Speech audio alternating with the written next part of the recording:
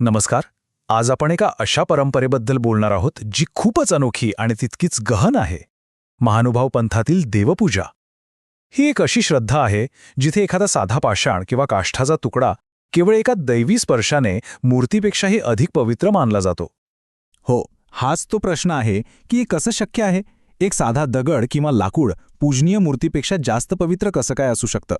याच प्रश्नाचं उत्तर आपल्याला या परंपरेच्या अगदी मुळाशी घेऊन जाईल. चला तर मग हा श्रद्धेचा अनोखा दृष्टिकोन समजून घेऊया. या संपूर्ण परंपरेचा जो पाया आहे ना, तो एकाच सुंदर आणि खूप खोल संकल्पनेवर उभा आहे. आणि ती संकल्पना म्हणजे स्पर्शाचं पावित्र्य. महानुभाव पंथामध्ये या पवित्र वस्तूंना एक खास नाव आहे, विशेष. मग हे विशेष म्हणजे नेमकं काय? तर अशी कुठलीही वस्तू, मग तो पाषाण असो किंवा काष्ठ असो, जिला परमेश्वर अवताराचा प्रत्यक्ष थेट स्पर्श झाला आहे आणि त्या एका स्पर्शाने त्या वस्तूमध्ये एक शाश्वत पावित्र्य येतं, जे कधीही संपत नाही. महानुभाव परंपरेतलं एक प्रसिद्ध वचन या संकल्पनेचं सार किती सुंदरपणे मांडतं. आवछेटे लागील या चरण, पवित्र झाले पाषाण. याचा अर्थ असा की अवताराच्या चरणांचा सहज स्पर्श होताच सामान्य पाषाणही पवित्र झाले.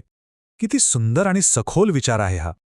आता एक महत्त्वाचा फरक लक्षात घेऊया. आपण सामान्यपणे ज्या मूर्ती पाहतो आणि महानुभाव पंथातील विशेष यामध्ये एक मोठा फरक आहे. पारंपरिक मूर्तींमध्ये पूजाविधी करून देवतेची शक्ती स्थापित केली जाते.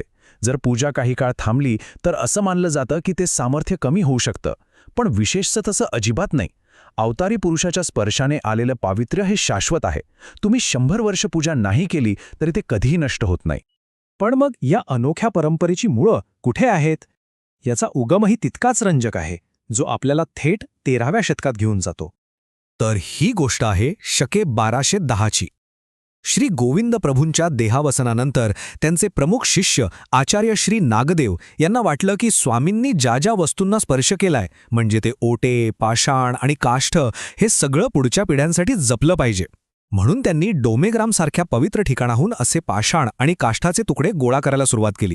पुढे जाऊन याच पवित्र पाषाणातून श्रीकृष्णाच्या मूर्ती घडवल्या गेल्या आणि 15व्या शतकात या पूजेला एका प्रमाणित पेटीचं स्वरूप आलं. आणि खरं तर हेच या परंपरेचं खरं सौंदर्य आहे. आचार्य नागदेवांचा उद्देश फक्त स्वतःपुरता मर्यादित नव्हता, तर येणाऱ्या प्रत्येक पिढीला, प्रत्येक अनुयायाला तो दैवी स्पर्श अनुभवता यावा, हा त्यामागचा खरा आणि खूप उदात्त हेतू होता. आता इथून पुढे गोष्ट अजून रंजक होते. हे जे पाषाण आणि काष्ठ गोळा केले गेले आणि त्यांना जे ओबडधोबड आकार दिले गेले, ते वरवर दिसतात तसे साधे नाहीत. त्या प्रत्येक आकारात एक खोल प्रतिकात्मक भाषा दडलेली आहे. हे सगळं ऐकल्यावर आपल्या मनात एक प्रश्न येतोच की मग या पवित्र वस्तूंना इतके विशिष्ट आणि काहीसे ओबडधोबड आकार देण्याचं कारण काय? आणि याचं उत्तरच या परंपरेला अधिक विलक्षण बनवतं. खरं तर प्रत्येक आकार हा एका प्रतीकासारखा आहे.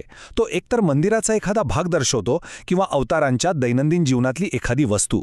आणि यामुळे होतं काय की तो पूजेचा संपूर्ण संचच एक छोटंसं पवित्र स्थान बनतो, जणू काही एक मिनिचर सिक्रेट स्पेस. चला, काही प्रमुख आकार आणि त्यांचे अर्थ पाहूया. ओटे म्हणजे ज्या व्यासपीठावर स्वामी विश्राम करायचे. खांब हे मठाच्या 4 स्तंभांचं प्रतीक आहे. कळशी हे मंदिराच्या कळसाचं किंवा स्वामींच्या टेकण्याच्या उशीचं प्रतीक आहे. भोरी म्हणजे पूजेतलं फूल. आणि माचोळी म्हणजे सिंहासन, जे श्री गोविंद प्रभूंच्या खाटेच्या काष्ठापासून बनवलं गेले. म्हणजे प्रत्येक वस्तू ही एका आठवणीचं, एका स्मृतीचं प्रतीक आहे. आता या सगळ्या पवित्र वस्तू एकत्र आल्या, पण त्यांना एक सुसूत्रता कशी मिळाली? हळूहळू ह्या प्रतीकांना एकत्र करून एका सुसंघटित परंपरेचं स्वरूप दिलं गेलं, जिला आज आपण देवपूजा पेटी म्हणून ओळखतो. झालं असं की 15व्या शतकात महानुभाव पंथाचा विस्तार पार काबूल कंदाहारपर्यंत झाला. तेव्हा प्रत्येक महंताकडे पूजेसाठी एक प्रमाणित संच असावा, या विचारातून एक पेटी तयार करण्याची परंपरा सुरू झाली. यामागचा उद्देश होता की पूजेमध्ये एक समानता राहावी. तर मग या पवित्र देवपूजा पेटीमध्ये नक्की काय असतं? यात असते मूर्ती, माचोळी, कळशा, क्षेवण म्हणजे गोल उशा, पान, खांब, भोवरी, माळी आणि ओटे यांसारख्या अनेक पवित्र वस्तू. हा एक संपूर्ण पूजेचा संच आहे, जो एका लहानशा पेटीत संपूर्ण देवळाची अनुभूती देतो. पण या वस्तू केवळ पेटीत असणं पुरेसं नाही. त्यांची पूजा करण्याचाही एक विशेष क्रम आणि अर्थ आहे. आणि हा क्रम म्हणजे जणू काही एका आध्यात्मिक प्रवासाची अनुभूतीच आहे. ही पूजा कोणत्याही क्रमाने नाही केली जात. तिचा एक ठरलेला क्रम आहे. आणि तो क्रम असा तयार केलाय जसं काही आपण प्रत्यक्ष एका मंदिरात प्रवेश करत आहोत आणि टप्प्याटप्प्याने देवतेच्या जवळ जात आहोत. बघा, पूजेची सुरुवात होते ओट्यांना वंदन करून, जणू आपण मंदिराच्या पायऱ्या चढतोय. त्यानंतर माळी आणि भोवरीला वंदन, जसं मंदिरात प्रवेश केल्यावर आपल्याला फुलांची सजावट दिसते. मग क्षेवण आणि कळशीला वंदन, जे गर्भगृहाकडे जाण्याचं प्रतीक आहे. त्यानंतर माचोळी म्हणजे देवतेच्या सिंहासनाला वंदन, आणि सगळ्यात शेवटी मूर्तीला वंदन करून ही पूजा पूर्ण होते. हा संपूर्ण क्रमच एक प्रकारचं ध्यान आहे. तर या संपूर्ण विवेचनातून एक गोष्ट अगदी स्पष्ट होते. महानुभाव देवपूजेमध्ये श्रद्धा ही माणसाने घडवलेल्या मूर्तीच्या रूपावर नाही, तर त्या वस्तूमध्ये अवताराच्या स्पर्शाने आलेल्या त्या शाश्वत आणि कधीही न संपणाऱ्या पावित्र्यावर ठेवली जाते. इथे स्पर्श हा रूपापेक्षा श्रेष्ठ मानला जातो. आणि शेवटी एक विचार करण्यासारखा प्रश्न, भौतिक वस्तूंमध्ये साध्या पाषाणात आणि काष्ठामध्ये इतका खोल आध्यात्मिक अर्थ पाहण्याची ही परंपरा आपल्याला श्रद्धेच्या खऱ्या स्वरूपाबद्दल काय शिकवते?